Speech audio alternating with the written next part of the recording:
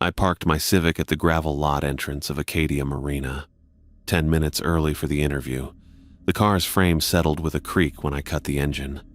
Maine coastal wind carried the smell of salt and diesel through my cracked window. My wallet held $27 and a maxed-out credit card, my entire financial cushion after 3 months of rejections. The Marina office sat at the end of a long dock stretching into the harbor. Behind it rose a white 2-story house on the hillside, windows reflecting orange in the setting sun. I checked my watch, 6:50, then pulled my only decent button up straight and walked down the wooden planks. My shoes made hollow sounds against the weathered boards. A bell jangled when I pushed open the door. The office smelled like old coffee and marine varnish. Nautical charts covered most of one wall, fishing licenses and Coast Guard certificates the other. A man stood behind the counter sorting through a stack of invoices. "Daniel Clark?" I asked. He looked up. White hair thinned at the crown of his head, but thick eyebrows shadowed alert eyes. Skin weathered like old leather, 70, maybe older. "Thomas Mitchell?" His voice had the coarse texture of someone who'd spent decades shouting over boat engines. When I nodded, he checked his watch. "You're early. Good sign." He gestured toward a back room. "Office is this way." The inner office was smaller, walls lined with filing cabinets topped by stacks of folders and technical manuals. A desk dominated the center, its surface buried under paperwork, coffee mugs, and what looked like marine radio parts. Daniel settled into a chair that protested under his weight and pointed to a metal folding chair across from him. "Resume?" he asked. I handed him the single page I'd printed at the library. He scanned it without comment, his thumbnail tapping against the edge. "Not much night work experience," he said. "I worked closing shifts at Johnson's Hardware for 2 years," I replied. "Store didn't close until 11, then inventory and cleanup till midnight." He nodded, set the resume down. "Position simple. Night watchman, 11 p.m. to 7 a.m. 7 nights a week if you want them, or we can arrange some nights off. Pay is $100 per shift, cash." I calculated quickly. $700 a week, more than enough to cover rent and start rebuilding my savings. Too good to be true for essentially just staying awake overnight. "What would my duties include?" I asked, trying to hide my eagerness. "Keep an eye on the boats, check moorings, make sure nobody's stealing equipment or getting where they shouldn't." He opened a drawer and pulled out a flashlight, setting it on the desk. "Hourly patrols. There's a logbook in the main office to sign. Between patrols, you can watch TV, read, whatever keeps you awake." I nodded. "Sounds straightforward." "It is, with a few rules." He picked up a pencil and pulled a yellow legal pad toward him. The pencil scratched against the paper as he wrote. When he finished, he tore off the sheet and pushed it across the desk. 4 rules, non-negotiable. The handwriting was neat, almost mechanical. 1. Never respond to calls for help from the water. 2. Follow patrol route exactly as shown on map 3. Do not engage with red-haired woman if encountered. 4. Avoid eye contact with anyone whose eyes seem unusual. I read them twice, feeling my eyebrows rise. "These are specific." Daniel leaned back in his chair. The springs squeaked. "First rule is liability. Drunk tourists fall in the harbor all the time. You're not trained for water rescue. You call Coast Guard, they handle it. Second rule." He tapped the paper. "Keeps you from disturbing boat owners who sleep on their vessels. Third rule, there's a woman with red hair, local, violent history. Threatened my last night guy with a knife when he wouldn't let her sleep in one of the boats. And the fourth," he shrugged, "this close to Bar Harbor, we get all kinds. People on drugs have those big pupils. Best to avoid them altogether." Each explanation sounded reasonable enough in isolation. Together, they formed a pattern that should have worried me more than it did. But the alternative was another month of job applications and watching my bank account shrink to nothing. "I can follow rules," I said. He studied me for a long moment. then nodded once. When can you start? Tonight, if you need me to. Tomorrow's better. I'll show you the patrol route in the morning, 10 o'clock. I stood and extended my hand. His grip was firm, calloused. Thank you for the opportunity, Mr. Clark. Daniel's fine. He released my hand. One more thing. The house up there is mine. If there's ever trouble you can't handle, my bedroom light's on the second floor, east side. Flash your light at the window 3 times, I'll come down. The first night passed slowly. Daniel had walked me through the patrol route that morning, down the main dock, check each finger pier, circle the maintenance shed, pass by the fuel station, then back to the office. 20 minutes if I moved at a comfortable pace. The logbook had columns for time, weather conditions, and notes. Hourly patrols, he'd said. First at 11 p.m. when you start, last at 6 a.m. before shift end. Write down anything unusual. The office had a small television, a mini fridge, and a comfortable office chair. Between patrols, I alternated between watching late-night shows and reading a paperback I'd brought. The clock on the wall ticked loudly enough to hear over the gentle slap of water against the docks. The second night was the same, and the third. By the fourth night, I'd settled into a routine. Check the time, grab the flashlight, walk the route, note the quiet boats and still water, return to the office. The work was easy money, almost boring. On the fifth night, I passed a fisherman on the dock around 2 a.m. He nodded without speaking. I returned the gesture and continued my patrol. That was the extent of my human interaction all week. The seventh night started like the others. I arrived at 10:45, changed into the windbreaker I'd started keeping at the office, and prepared for my shift. The weather had turned cooler, mist hanging over the harbor and condensing on the wooden rails. My first patrol took exactly 19 minutes. I noted light fog, all secure, in the logbook. At 1:17 in the morning during my third patrol, I heard it, a woman's voice calling from the dark water beyond the furthest dock. Help, please, somebody help me. The voice echoed across the still harbor, desperate and clear despite the distance. I stopped at the end of the main dock, my flashlight beam cutting ineffectually into the fog over the black water.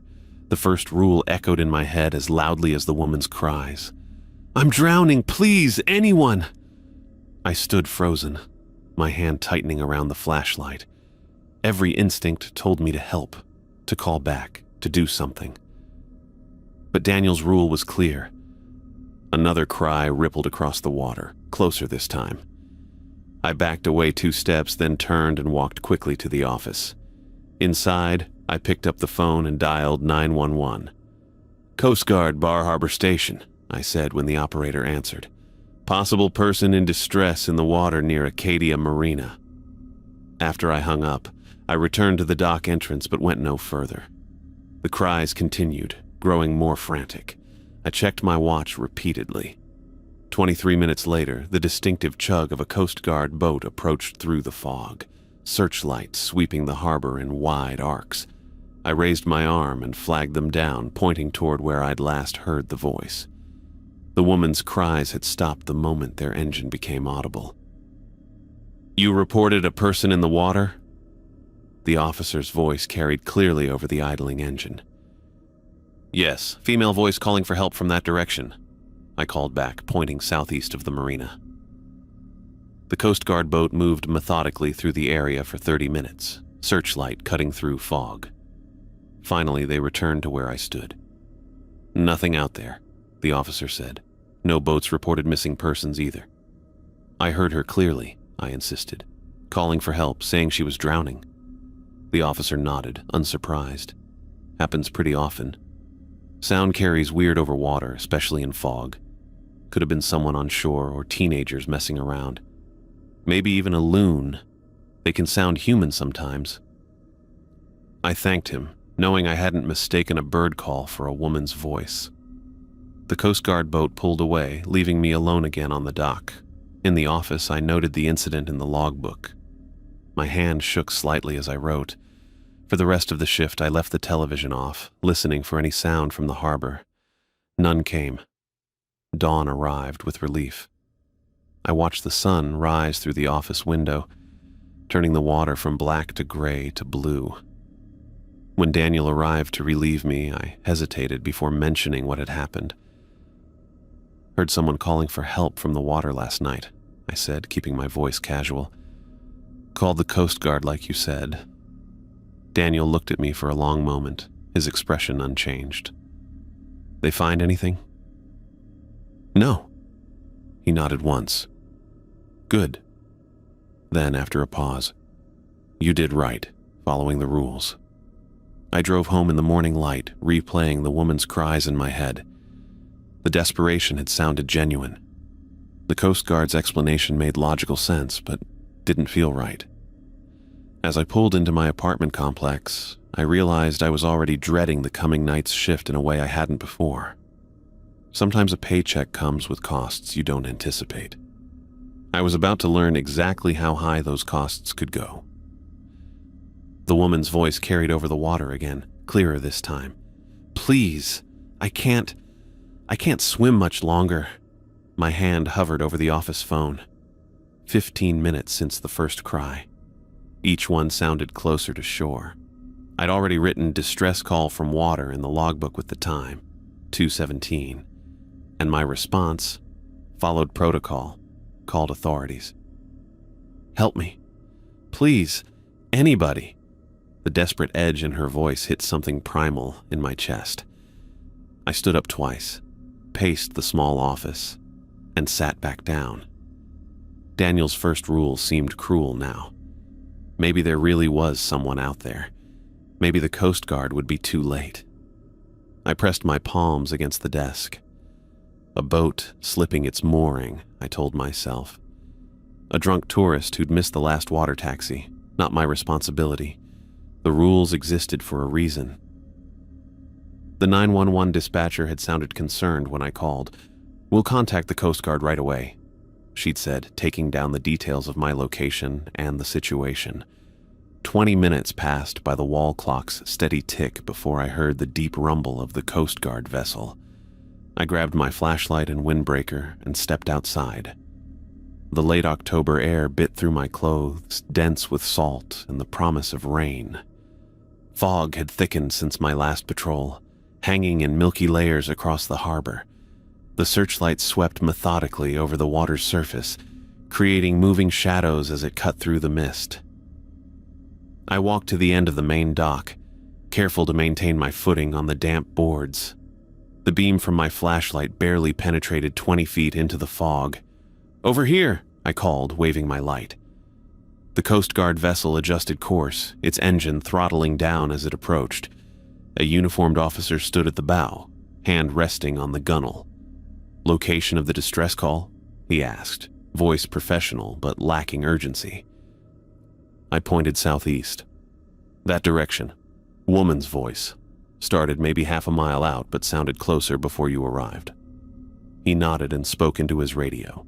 The boat moved off, searchlight creating a bright cone through the fog as they executed a standard search pattern.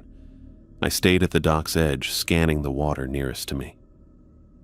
The surface looked like black glass, broken only by the gentle lapping against the pilings. After 30 minutes by my watch, the Coast Guard boat returned. The same officer leaned over the side. "Nothing out there," he said. "Water temperature's 42 degrees. If someone went in without a survival suit, they'd have about 20 minutes before hypothermia set in." "I heard her clearly," I said. "Multiple times over about 45 minutes." The officer adjusted his cap. "Sound carries weird over water, especially in fog. Could have been someone on shore. Might have been a loon. They can sound remarkably human. I'd heard loons before. This was no bird." "We get calls like this every couple months," he continued. "Usually turns out to be nothing."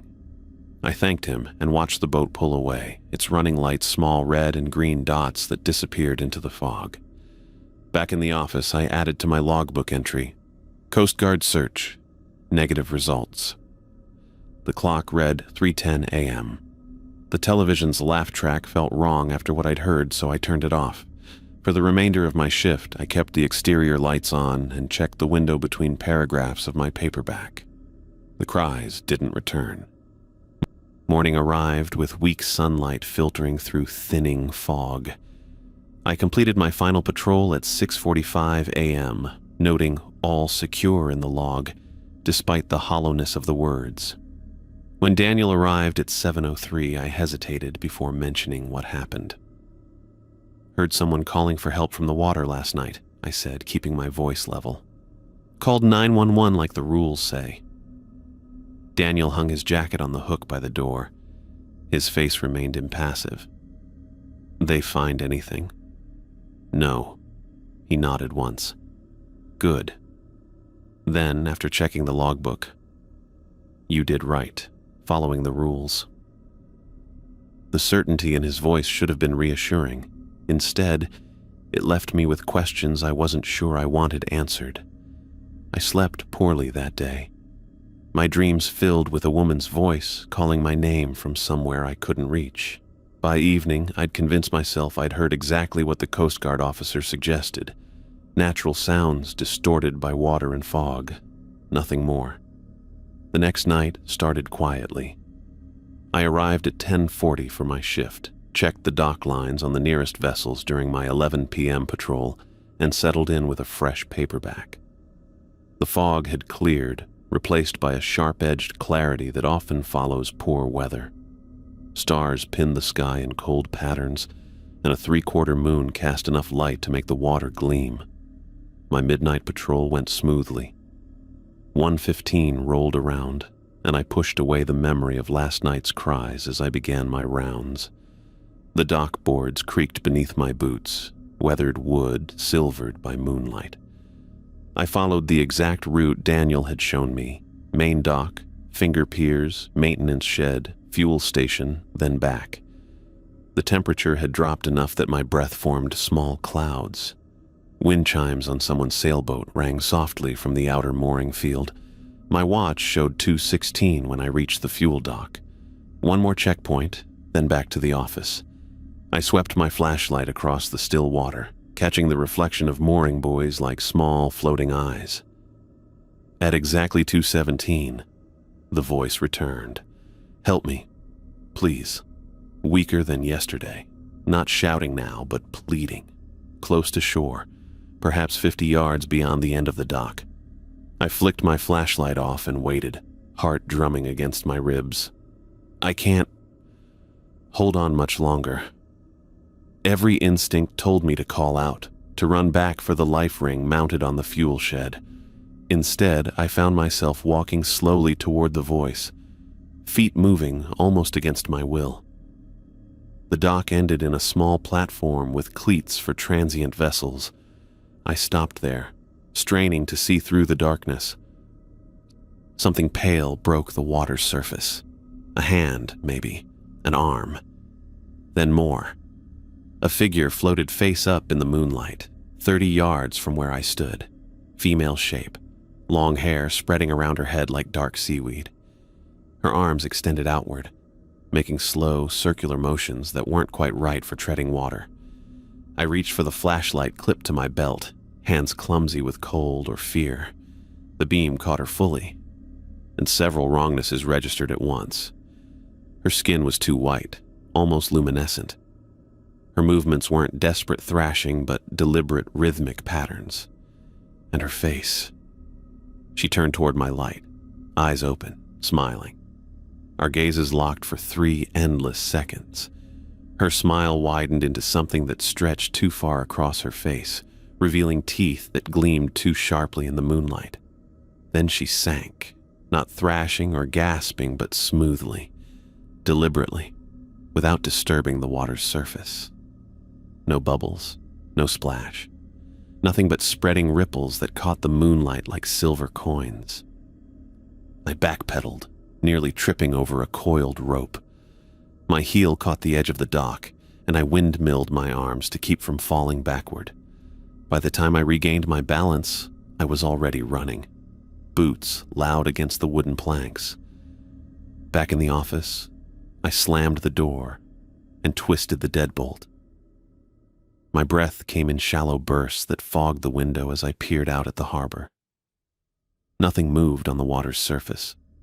No sound but the distant clang of a channel marker and my own pulse in my ears. I picked up the phone, finger hovering over the keypad. Who would I call? What would I say? I'd seen... What? A swimmer? A corpse? Something else entirely? I replaced the receiver and pulled my chair away from the windows, positioning it against the far wall. For the remainder of my shift, I left all the lights on and made my hourly patrol entries without leaving the office. Each one read the same. All secure. No activity. Dawn couldn't come fast enough. When it finally arrived, painting the eastern sky in thin bands of pink and gold, I stepped outside for my final patrol. The harbor looked ordinary in the growing light. Fishing boats bobbing gently at their moorings, gulls wheeling overhead, the distant chug of the first lobster boat heading out for the day.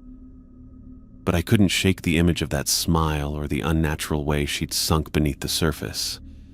I completed my rounds quickly, eyes scanning the water for any sign of disturbance. There was none. Daniel arrived at 7 sharp.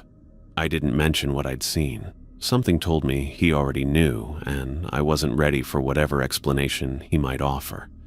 Instead, I handed over the logbook with its carefully edited entries and headed for my car. As I pulled out of the parking lot, I glanced in my rearview mirror. Daniel stood at the end of the dock, looking out over the water. Even from a distance, I could see the tension in his shoulders. He knew something about this place that I didn't.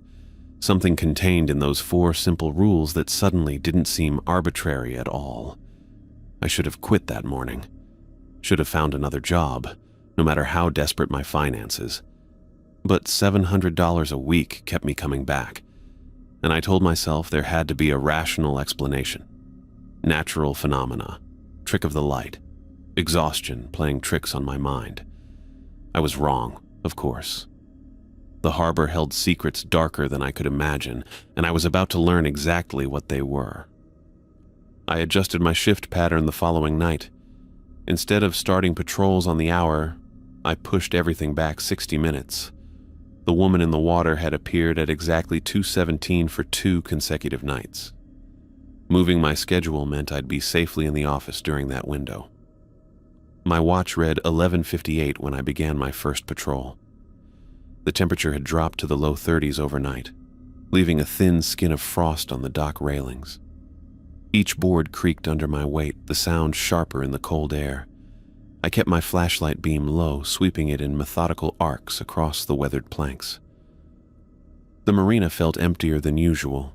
Most seasonal boaters had pulled their vessels for winter storage, leaving only the year-round fishing boats and a handful of covered sailboats. My breath formed small clouds that dissolved into darkness. The moon sat 3/4 full, bright enough to cast shadows across the dock. I'd completed about half my route when I saw her. A woman stood at the end of the main dock, perfectly still, her back to me. Long red hair cascaded down her coat, vivid even in the monochrome moonlight. Something about her posture felt wrong, too rigid. Like a photograph of a person rather than a person herself. Daniel's 3rd rule burned in my mind. Do not engage with red-haired woman if encountered. I slowed my pace, considering my options. The dock was too narrow to go around her. Turning back meant abandoning my patrol route, violating Rule 2. I continued forward, planning to pass her with a professional nod and nothing more. 20 feet away, she turned. Her movements were fluid but oddly timed, like someone had removed frames from a film. Her face caught the moonlight, pretty in a conventional way, with a scatter of freckles across pale skin. She smiled, teeth very white against the darkness. "Excuse me," she called, voice warm and friendly. "Do you know what time the gas station closes?" I kept walking, eyes fixed on a point past her shoulder. My right hand tightened around the flashlight, thumb resting on the switch in case I needed the beam. "Hello?" she said, voice pitched higher. "I'm talking to you." 3 more steps brought me parallel with her. The air temperature seemed to drop further. A scent like copper and seaweed rolled off her clothes. "Hey." Her tone shifted, friendly veneer cracking. "What time does the gas station close? It's a simple question." I maintained my pace, refusing to look directly at her. The end of the dock lay 15 feet ahead. Once past her, I could circle back to the office via the maintenance shed route. "Are you fucking deaf?" The warmth in her voice vanished completely, replaced by something razor-edged. "I asked you a question." I heard footsteps behind me, her boots on the wooden planks, following, not running, but walking with purpose. "You're being incredibly rude," she said, closer now. "I'm going to report you to your boss. What's your name?" "Hey, I'm talking to you." I quickened my pace, focusing on the junction ahead where the main dock met the walkway leading to the maintenance area. Her footsteps accelerated to match mine. "You think you're better than me?" Her voice dropped an octave, taking on a rough quality that scraped against my ears. "Look at me when I'm talking to you." I broke into a jog, no longer concerned with appearing professional. Her footsteps matched my pace exactly, though they sounded wrong somehow, too light for someone running on wooden boards. "You don't ignore me!" she screamed, the sound echoing across the still harbor. "Nobody ignores me!" Something whistled past my ear and clattered onto the dock ahead, a brass cleat torn from one of the mooring posts. I glanced back despite myself. She stood 20 feet behind me, her face transformed by rage. In the moonlight, her features seemed to shift and flow, like wax held too close to a flame. I ran. No pretense now, just raw flight response. Behind me, her boots hammered the dock in pursuit. Something hard struck my left shoulder blade, another projectile. Pain bloomed between my shoulders, but I didn't slow down. The office loomed ahead, its windows glowing with the security lights I'd left on. I fumbled the keys from my pocket, hands shaking as I rammed the correct one into the lock. The door swung inward just as another object, a rock or piece of metal, smashed into the frame beside my head. I slammed the door shut and twisted the deadbolt. The impact of her body hitting the other side rattled the entire frame. The door shuddered against its hinges. Pounds and kicks followed, hard enough to make the windows vibrate. "Open this door!" Her voice didn't sound human anymore, too deep, too layered, like multiple people speaking in ragged unison. "I'll make you pay for ignoring me." I backed away from the door, bumping against the desk. The assault continued, punctuated by curses and threats that became increasingly creative and anatomically impossible. Something sharp scraped down the door's exterior, nails or claws that left audible grooves in the wood. For 15 minutes by the wall clock, she raged outside.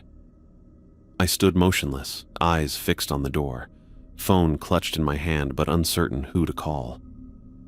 What would I tell the police? That a woman was angry because I wouldn't tell her when the gas station closed. Eventually, the pounding stopped. Silence fell so suddenly it felt like a physical pressure against my eardrums. I crept to the window and peered through a gap in the blinds.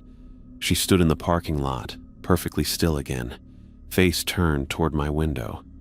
Even from 30 yards away, I could feel her stare. She raised one hand slowly and pointed directly at me, then made a slicing motion across her throat. After that, she began walking. Not toward the road or the docks, but in a wide circle around the office building. Her stride was measured, deliberate. She completed 2 full circuits, never taking her eyes off the windows. Then she turned and walked straight toward the water's edge. I watched, unable to look away, as she stepped off the dock into the harbor. There was no splash. One moment she stood on the wooden planks. The next, the water's surface rippled as if accepting something familiar.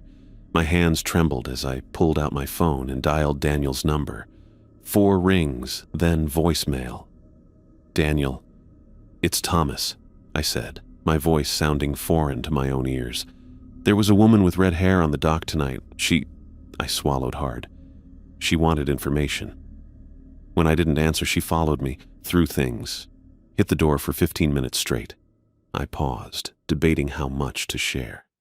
She went into the water afterward, just walked in and disappeared. Call me back when you get this. I lowered the phone and looked at my watch. 1:32. Still hours until sunrise. The shoulder where she'd hit me throbbed dully. I pulled off my jacket and shirt to examine it in the bathroom mirror.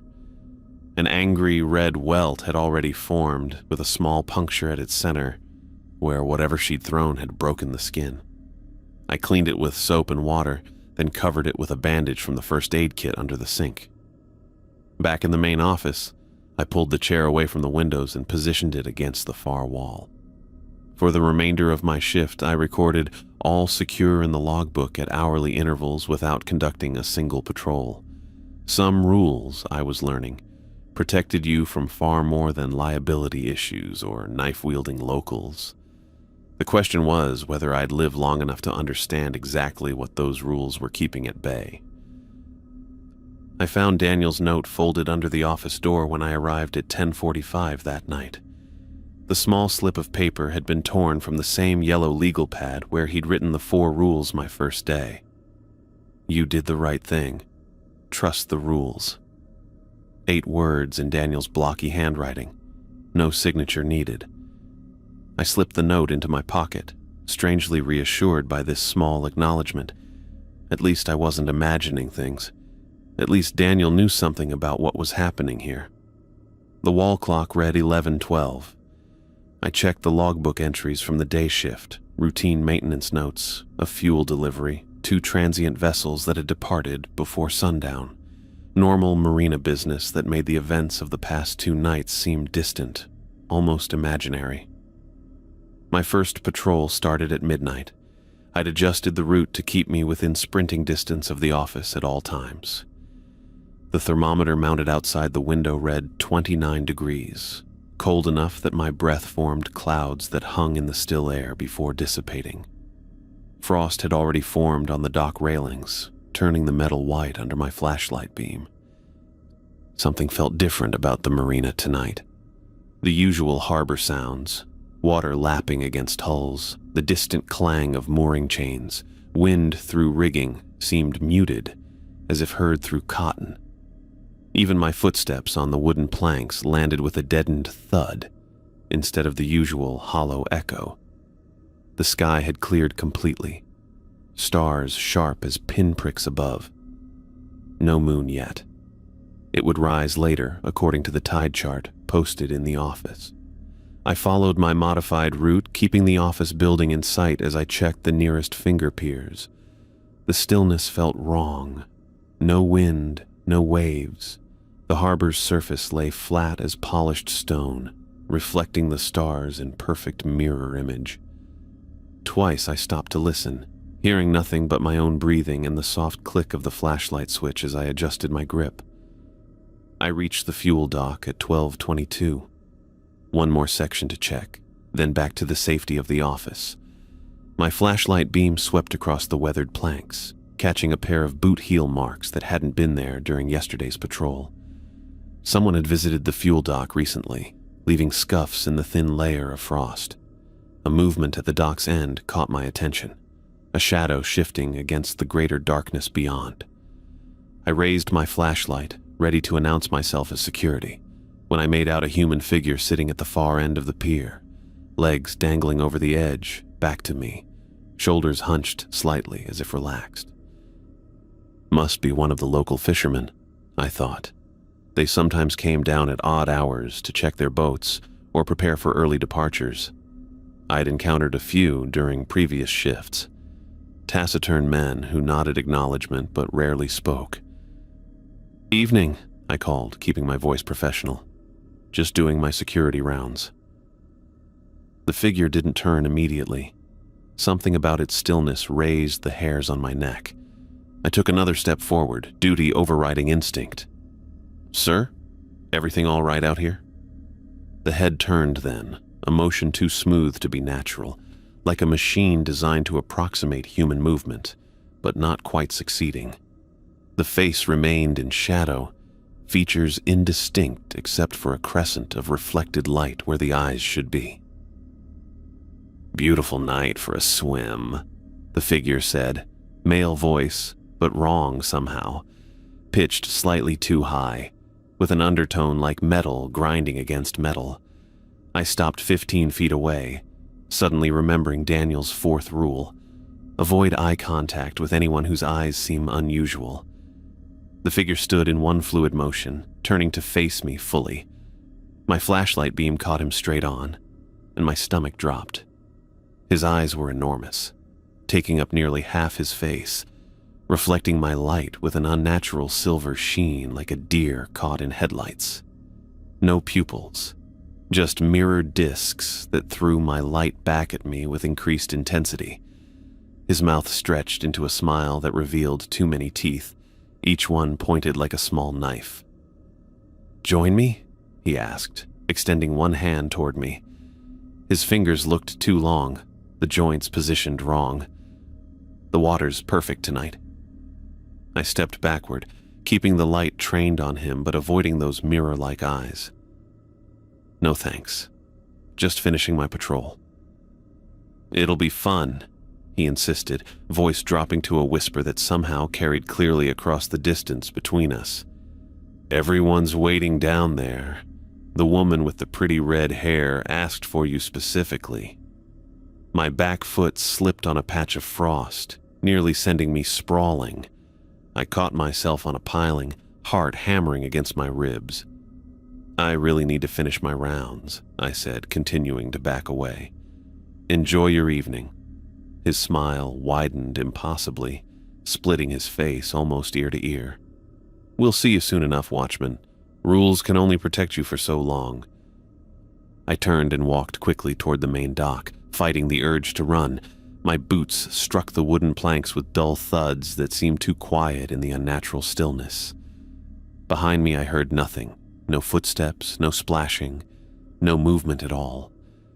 Only when the office door closed behind me did I allow myself to breathe normally again. Through the window I could see the fuel dock clearly in the starlight. Empty now, no sign of the figure with the silver eyes. I pulled out my cell phone and scrolled through my contacts. Rob Torres had been a year ahead of me in high school, not a close friend, but someone I'd kept loose contact with over the years. He joined the Bar Harbor Police Department right after community college. We occasionally exchanged text messages about fishing spots or local sports teams. He answered on the 4th ring, his voice alert despite the late hour. "Torres." "Rob, it's Thomas Mitchell. Sorry to call so late." "Tom, everything okay?"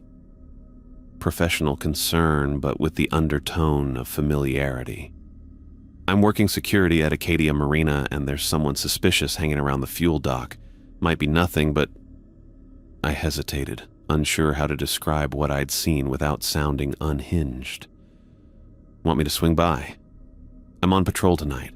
Just finishing a coffee break at the all-night place on Cedar. If you wouldn't mind, just to check the perimeter. Probably nothing, but better safe than sorry." "Be there in 15, he said. "Stay inside until I arrive." I didn't need to be told twice. I kept watch through the window, scanning the docks with methodical sweeps. Nothing moved on the flat, mirror-like surface of the harbor. The fuel dock remained empty, frost untouched where the figure had been standing. Rob's patrol car pulled into the gravel lot 13 minutes later, headlights sweeping across the office before he cut the engine. I met him at the door, relieved to see the familiar face despite the years since high school. He'd filled out since then, his frame solid beneath the dark blue uniform. "Thanks for coming," I said, extending my hand. He shook it firmly. "No problem. What exactly did you see?" I kept my description factual, focusing on observable details. "Male subject, approximately 6 feet tall, loitering at the end of the fuel dock. Unusual appearance, possibly on drugs. Made concerning statements about swimming." Rob nodded, hand resting instinctively on his equipment belt. "Show me where." We walked together down the main dock, our breath forming twin clouds in the cold air. Rob moved with the practiced alertness of law enforcement, eyes constantly scanning, hand never far from his weapon. The wooden planks creaked beneath our combined weight. "Place gives me the creeps at night," he admitted quietly as we approached the fuel dock. "Something about marinas after dark, all those boats sitting empty in the water." I nodded, but said nothing. We reached the junction where the main dock met the fuel pier. Rob unclipped his flashlight, larger and brighter than mine, and swept the beam across the wooden walkway. "Stay here," he instructed, stepping onto the fuel dock alone. I watched as he made his way methodically to the end, checking behind fuel pumps and in the shadows between pilings. His movements were efficient, professional, the same search pattern I'd seen the Coast Guard use 2 nights before. After 5 minutes of thorough inspection, he returned, shaking his head. Nobody there now. No signs anyone's been there recently either. Frost is undisturbed except for your footprints and mine. I frowned, remembering the heel marks I'd seen earlier. There were boot prints in the frost before, fresh ones. Rob gave me a measuring look. "Working nights can play tricks on your mind, Tom. Especially in a place like this." He gestured at the surrounding darkness. "All this water, all these shadows. Makes your brain fill in blanks that aren't there." We walked back to the office in silence. At the door, Rob paused. "Look, I know jobs are scarce right now, but have you thought about finding something with daylight hours? This kind of work." He glanced around the marina, expression unreadable. "It gets to people after a while." "I'm fine," I said more defensively than I'd intended. "Just being cautious." Rob nodded, but his expression remained concerned. "Call me if you see anything else suspicious. Direct line, anytime." He handed me a business card with his cell number written on the back. "And maybe see if your boss will spring for a better security system. Cameras, motion sensors, that kind of thing." After he left, I locked the door and pulled the blinds closed. The logbook sat open on the desk, waiting for my hourly entries. I wrote, "Unusual subject observed at fuel dock. Police contacted. Nothing found." Then closed the book. The wall clock ticked steadily toward 1 a.m. My next patrol would be due soon, but the thought of returning to those docks made my skin crawl. Instead, I checked each window lock twice, then positioned my chair against the far wall, facing the door. Daniel's note crinkled in my pocket. "Trust the rules," he'd written. But the rules felt increasingly inadequate against whatever waited in the darkness outside. The man with the mirror eyes had said it himself. Rules can only protect you for so long.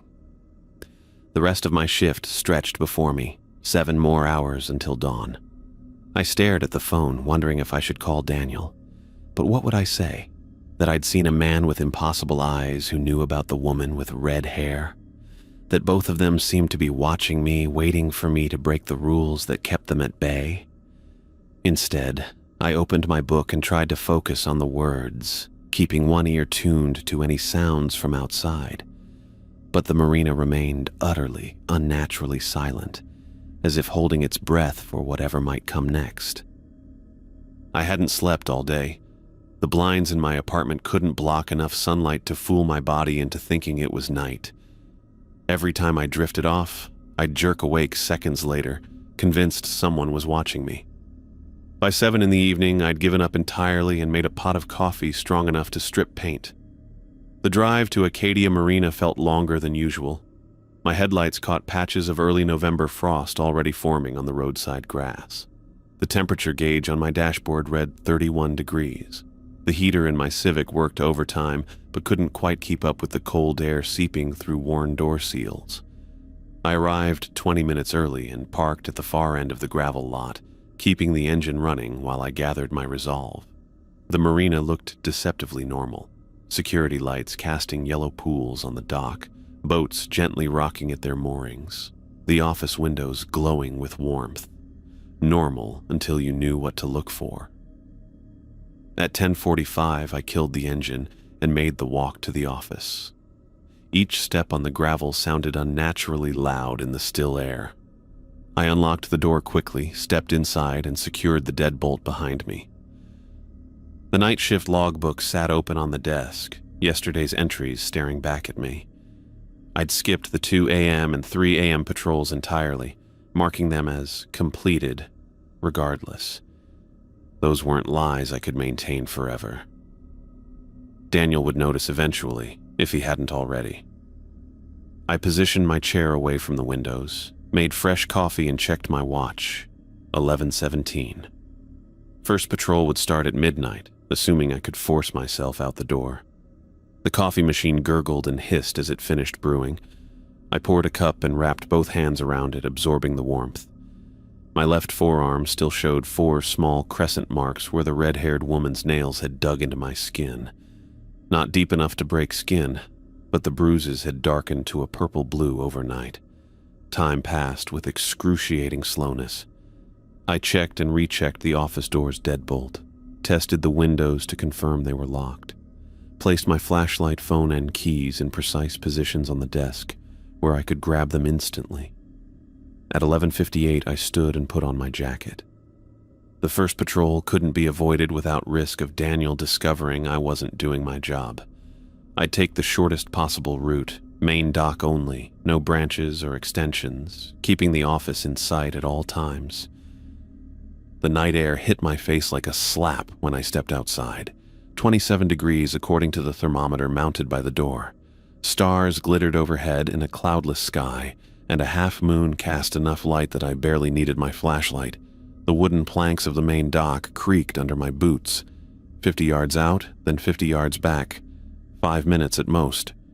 I walked briskly, flashlight beam sweeping methodically ahead of me. Everything appeared normal. No unusual sounds, no movement beyond the gentle lapping of water against pilings. I reached the midpoint of the dock and paused, scanning the water in both directions.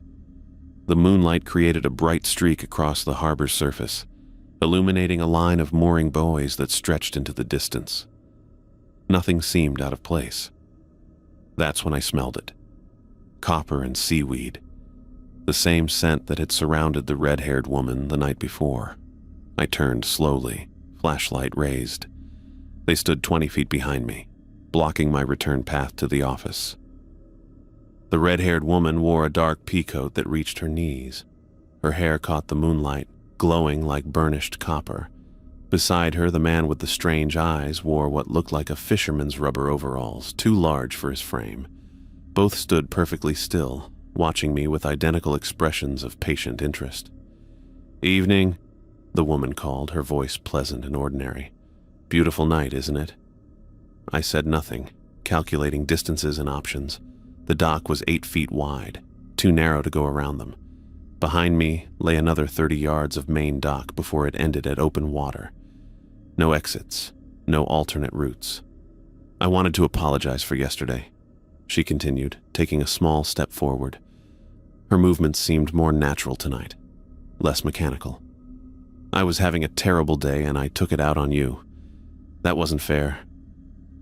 The man beside her remained motionless except for his smile, which widened incrementally as she spoke. His eyes reflected my flashlight beam with that unnatural silver sheen, like an animal's eyes in headlights. "I need to finish my patrol," I said, voice steadier than I felt. "If you'll excuse me." I took a step to the right, intending to squeeze past them along the edge of the dock. Both shifted simultaneously to block my path, moving with precise coordination. "Don't be rude," the woman said, smile still fixed in place. "I'm trying to apologize. The least you could do is acknowledge it." The man finally spoke, his voice like metal scraping against metal. "We just want to talk. Is that so much to ask?" His eyes seemed to grow larger as he spoke, the silver reflection intensifying. I took a step backward. "I'm working. I need to get back to the office." "Always in such a hurry," the woman sighed. Her face shifted subtly, the angles of her cheekbones becoming too sharp, her smile stretching wider than humanly possible. "Always hiding behind those rules." I backed up another step. "Please move aside." "Or what?" She tilted her head at an unnatural angle. "You'll call your friend with the badge again?" He can't see us unless we want to be seen." They advanced in perfect unison, closing the distance between us to 15 feet. The woman's fingers flexed at her sides, nails visibly lengthening into curved points. "The rules only work if you follow all of them," the man said, his grin revealing too many teeth, each one needle sharp. "You've already broken 2. I continued backing away, mind racing. What rules had I broken? I hadn't responded to cries from the water. I'd followed my patrol route, mostly. I'd avoided the red-haired woman. I'd tried not to look at the man's eyes. The woman lunged forward suddenly, covering 10 feet in a single fluid movement that wasn't quite a leap and wasn't quite a step. Her hand shot out and clamped around my left forearm, fingers digging in with impossible strength. The nails pierced my jacket sleeve and broke skin beneath. "Got you," she whispered, face inches from mine. This close, I could see that her pupils were vertical slits, like a cat's. No more running away. I wrenched backward, tearing my arm from her grip. Something ripped. My sleeve, her nails, my skin, and warmth trickled down my wrist. Without thinking, I swung the heavy flashlight in a wide arc that caught her across the shoulder. She hissed, the sound more reptilian than human. The impact should have knocked her down, but she merely rocked back slightly, eyes widening with something like delight. "Oh, he wants to play rough," she said to her companion. "I like that." I turned and ran toward the end of the dock, away from the office. It was the wrong direction for safety, but my only option with them blocking the path back. My boots pounded against the wooden planks. Behind me came their footsteps, too light, too quick, almost skipping across the surface. The dock ended 30 yards ahead in a small platform with a navigation light. No exit there, just open water. I glanced back over my shoulder. They followed at a measured pace, neither running nor walking, but moving with a gliding motion that ate up the distance between us. The woman's mouth had opened in a wide grin that split her face nearly ear to ear. The man's eyes had grown to cover almost half his face, glowing silver in the moonlight. 10 yards from the dock's end, I cut sideways and vaulted over the railing. The fall was only 6 feet, but the shock of the cold water drove the breath from my lungs. My boots hit the rocky bottom, sinking ankle-deep in silt. The water reached my chest, soaking through my jacket instantly. 42 degrees, according to yesterday's logbook measurement. Hypothermia temperature. I fought through the thigh-deep water, angling toward the shore where a narrow strip of rocky beach ran alongside the Marina property. Behind me, I heard a splash, just one, as something entered the water. The shoreline seemed impossibly far. Each step required fighting against the water's resistance, my waterlogged boots slipping on underwater rocks. My hands had already gone numb and the cold burned through my clothes like acid. I risked a glance backward. The woman stood on the dock, watching me with that impossible grin, making no move to follow. In the water behind me, something dark cut the surface, not swimming but gliding just beneath, leaving a V-shaped wake. The shore was 20 feet away now, 15, 10. My legs had lost most feeling, moving on pure adrenaline and survival instinct. 5 feet from safety, something brushed against my calf, a hand with too many joints grasping at my pant leg. I kicked hard and lunged forward, scrambling onto the rocky shore on hands and knees. I staggered to my feet and ran along the shoreline toward the office, each step sending spikes of pain through my frozen feet. Water streamed from my clothes, leaving a clear trail behind me.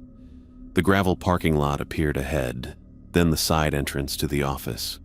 A shape detached from the shadows beside the building, the woman somehow ahead of me despite having stayed on the dock. I changed direction, skidding on wet gravel, and sprinted for the front entrance instead. My frozen fingers fumbled with the keys, dropping them once before managing to jam the right one into the lock. I threw myself through the door and slammed it shut, turning the deadbolt just as something heavy crashed against the outer surface. The entire frame shuddered with the impact. I backed away, leaving puddles on the linoleum floor.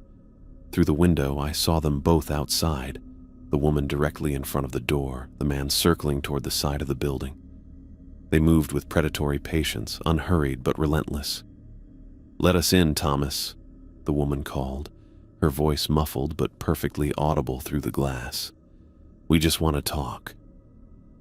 I staggered to the bathroom, stripped off my soaked jacket, and grabbed the stack of clean towels from the shelf.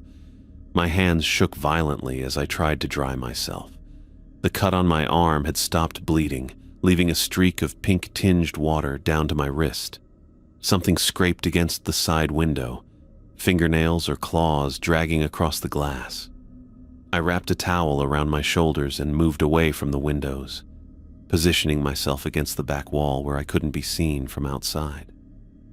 "Thomas," came a voice from the direction of the water. The same drowning cry I'd heard before, but now with my name attached to it. "Help me, Thomas. I'm drowning. Please help me." A different sound came from the front window, a soft thump as something pressed against the glass. I edged forward just enough to see. The man with the strange eyes had his face flattened against the window, those silver discs staring unblinkingly into the office. His hands were splayed on either side of his head, fingers too long and jointed in the wrong places. His breath fogged the glass in perfect circles that expanded and contracted with rhythmic precision. For 2 hours they continued their siege. The woman alternated between calling in that drowning voice from the harbor and pounding on the doors. The man remained at the window, face pressed to the glass, watching with those unblinking silver eyes. Occasionally, one would disappear briefly, only to reappear at a different window or door. At 2:58, according to the wall clock, they suddenly stopped. The woman's cries cut off mid-sentence. The man's face vanished from the window. The silence felt more threatening than the noise had been. I crept to the front window and peered through a gap in the blinds. They stood side by side on the main dock, facing the office. As I watched, they turned in perfect unison and walked toward the water at the dock's edge. No hesitation, no pause. They stepped off the wooden planks and into the harbor, disappearing beneath the surface without creating so much as a ripple. I remained frozen in place for several minutes, waiting for them to reappear. The harbor stayed calm, its surface undisturbed except for the gentle lapping of water against the pilings. My clothes had dried somewhat, but cold had settled deep in my bones. I changed into the spare shirt and pants I kept in the office closet, then made fresh coffee with hands that still trembled slightly. The logbook sat open on the desk, waiting for my entries. I picked up the pen, hesitated, then wrote, 1 a.m. patrol completed, all secure. The lie felt heavy as I wrote it, but what was the alternative? Explaining that I'd been chased by 2 creatures pretending to be human? I added a second entry. 3 a.m. Unusual subjects observed on property. Departed without incident. The wall clock read 3:17. 4 more hours until dawn. I wedged a chair under the doorknob, double-checked every window lock, and positioned myself where I could see all potential entry points. The coffee grew cold in my mug as I watched the darkness outside, waiting for any sign of movement. None came. As the first gray light of dawn broke over the eastern horizon, I allowed myself to relax fractionally. I completed a final patrol, my first real one of the night, finding nothing out of place except a set of wet footprints on the main dock that ended abruptly halfway along its length. Daniel arrived at 7:05, his truck tires crunching on the gravel outside. I gathered my things quickly, eager to leave but unsure what to tell him. The 4 crescent-shaped punctures on my arm had scabbed over, barely visible unless you knew to look for them. "Morning," he said as he entered, eyes immediately taking in my substitute clothes and the dark circles under my eyes. "Everything go all right last night?" I hesitated, the weight of what I'd experienced pressing against my chest like a stone. "I need to talk to you about something," I said finally. "About the rules." Daniel's expression shifted, a mixture of resignation and grim understanding crossing his weathered face. "Yes," he said quietly. "I expect you do." I sat in the office chair until dawn, keeping my back to the wall and my eyes on the door. Each minute stretched into what felt like hours. The coffee machine had run dry around 4. I didn't make more. Caffeine wouldn't help the tremors in my hands anyway. The first pale gray light filtered through the blinds at 5:43. Birds began calling outside, normal birds with normal sounds. The dark water beyond the docks gradually shifted from black to slate gray. A lobster boat chugged past the harbor entrance, running lights still visible in the half-light. I watched all this through gaps in the blinds, never moving from my position against the wall. My damp clothes had dried stiff with salt. The 4 puncture wounds on my arm throbbed in time with my pulse. At 6:15, I picked up the phone and called Daniel. The line rang 3 times before he answered, voice alert despite the early hour. "Something's wrong," he said. Not a question. "Yes." My voice came out hoarse from hours of disuse. "Can you come now? I need to talk to you." 20 minutes, he replied and hung up. I used those 20 minutes to write my final logbook entry.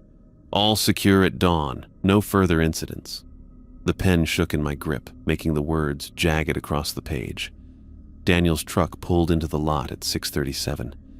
He walked briskly to the office, not the usual measured pace of a man in his 70s, but the purposeful stride of someone responding to an emergency. He unlocked the door without knocking. We looked at each other for a long moment. His eyes took in my substitute clothes, the dark circles under my eyes, the way I held myself against the wall. "They came for you," he said flatly. I nodded, throat tight. "Both of them?" "Yes. The woman with red hair and the man with the eyes." I swallowed hard. They knew my name. Daniel sighed heavily and locked the door behind him. He walked to the coffee machine, found it empty, and began preparing a fresh pot with mechanical efficiency. "Tell me everything," he said, measuring grounds into the filter. "Start at the beginning of your shift." I recounted the night's events in sequential order, focusing on observable details.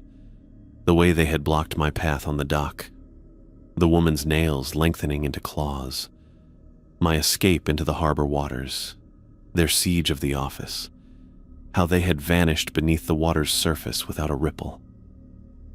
Daniel listened without interruption, face growing grimmer with each detail. When the coffee finished brewing, he poured 2 mugs and handed one to me. His weathered hands were steady. "Show me your arm," he said. I pushed up my sleeve, revealing the 4 crescent-shaped punctures where her nails had broken skin. Daniel nodded as if confirming something he already knew. "You'll want to clean those again when you get home. Salt water and peroxide, then antibiotic ointment. Change the bandage twice daily." "What are they?" I asked, the question that had built inside me all night finally breaking free. Daniel looked toward the window, eyes fixed on the harbor beyond. "Sit down," he said. "This will take some explaining." I lowered myself into the chair across from him, muscles aching from hours of tension. "This land wasn't always a marina," Daniel began, voice matter of fact. "Back in 1847, there was a fishing village here. Maybe 20 families. Good harbor, protected from the worst northeasterly storms." He took a sip of coffee before continuing. "In October that year, a storm came that nobody expected. It at night rose so fast the village didn't have time to prepare. 12 boats were lost, 37 people drowned. They rebuilt elsewhere. But this harbor," he gestured toward the window. "Some places hold on to things." "Things," I repeated. "You mean people, ghosts?" Daniel shook his head once, definitively. "Not ghosts, not people either. Something else that was here before the village, before any of us." The storm just gave them more to work with. He leaned forward, elbows on knees. They're drawn to boundaries, places where land meets water, where life meets death.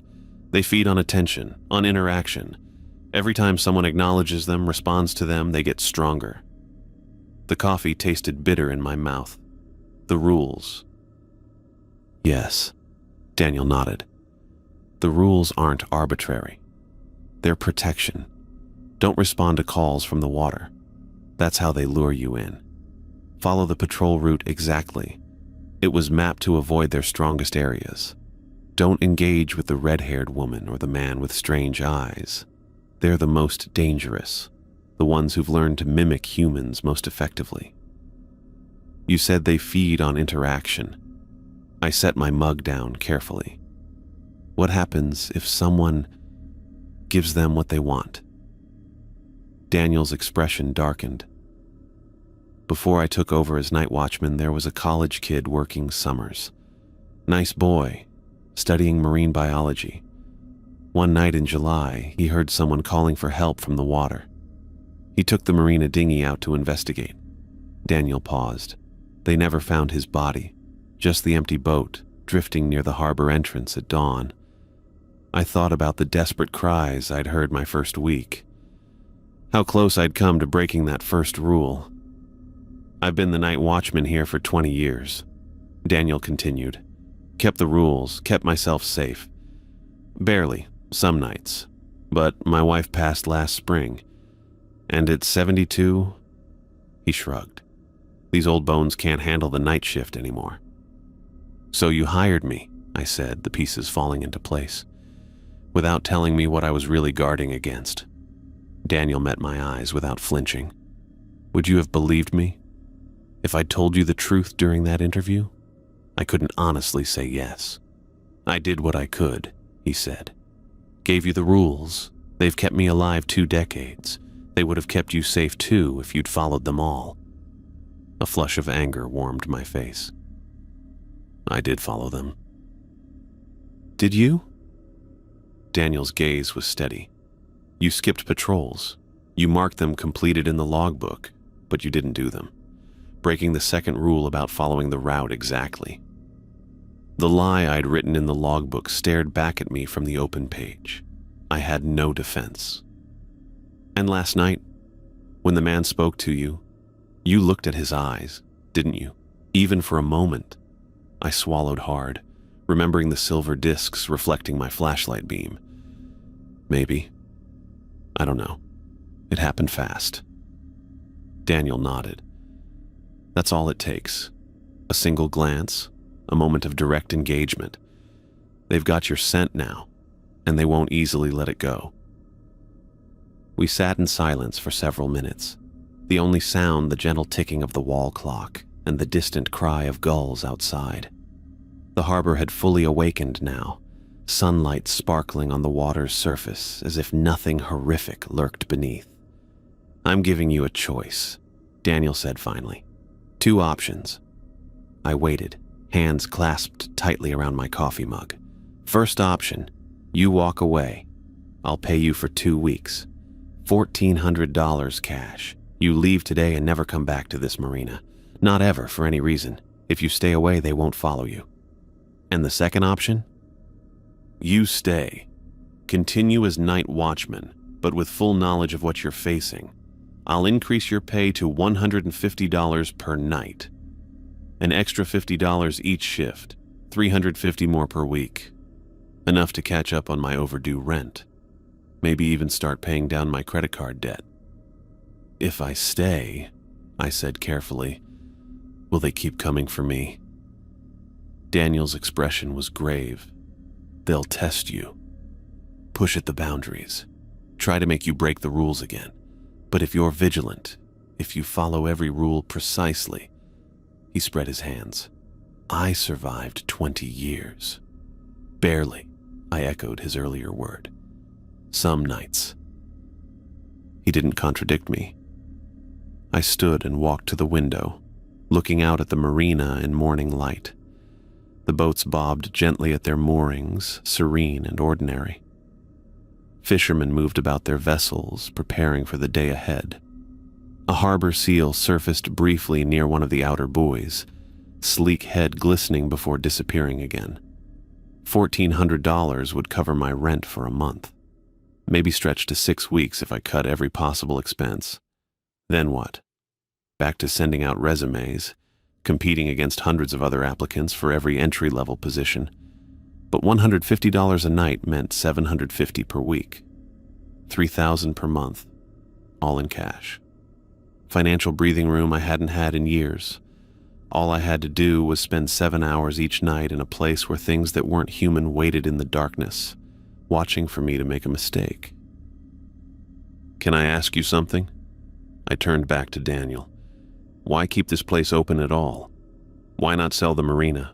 Let someone tear it down and build condos or whatever." Daniel's smile held no humor. "You think concrete and steel would stop them? You think they'd just disappear if we filled in this harbor?" He shook his head. "Better to have this place with its rules and boundaries. Better to have someone like me, like you, who knows what to watch for." I looked back at the water, weighing terror against necessity. The sun had fully risen now, turning the harbor's surface to hammered gold. As I watched, something pale broke the water near the end of the main dock. Not a seal this time. A hand, fingers splayed, reaching upward for a moment before sinking silently beneath the surface. My breath caught in my throat. Daniel stood beside me, following my gaze. "They're always there," he said quietly, "day and night. But they're strongest after dark when the boundaries blur." I thought about my dwindling bank account, my maxed-out credit card, the stack of rejection letters from job applications, the growing hollowness in my stomach that came from stretching every meal as far as possible. I thought about the woman's claws piercing my skin, the man's silver eyes expanding to fill his face, the way they had stepped off the dock in perfect unison, disappearing beneath the water without a ripple. "I'll stay," I said finally, the words feeling like stones in my mouth. "But I want something else besides the extra $50. Daniel raised an eyebrow, waiting. "I want to know everything, all of it. Not just the rules, but what they are, why they're here, how they work. If I'm risking my life every night, I deserve to understand exactly what I'm facing." Daniel studied me for a long moment, measuring something in my face or voice. Then he nodded once, decisively. "Fair enough. I'll tell you what I know." He gestured to the chairs. "It's a longer conversation than we have time for now. Come by my house at 2 this afternoon, up on the hill behind the marina, the white 2-story you can see from here." I nodded, suddenly aware of the bone-deep exhaustion pressing down on me. 24 hours without sleep, most of them spent in a state of hypervigilance, had left me hollow. "Get some rest first," Daniel said, reading my condition accurately. "You'll need your wits about you to understand what we're dealing with." He paused. "And Thomas? From now on, follow every rule, exactly as written. No exceptions, no matter what you see or hear." I left the marina as the morning sun cleared the eastern hills, casting long shadows across the gravel parking lot. In my rearview mirror, the harbor water sparkled innocently, revealing nothing of what lurked beneath its surface. Some jobs came with obvious dangers: construction accidents, chemical exposures, workplace injuries. Others hid their hazards behind ordinary facades, revealing them only when you were already in too deep to easily walk away. As I drove home, the woman's words echoed in my head. Rules can only protect you for so long. I wondered if Daniel had told me everything, or if there were truths about Acadia Marina darker than even he would admit.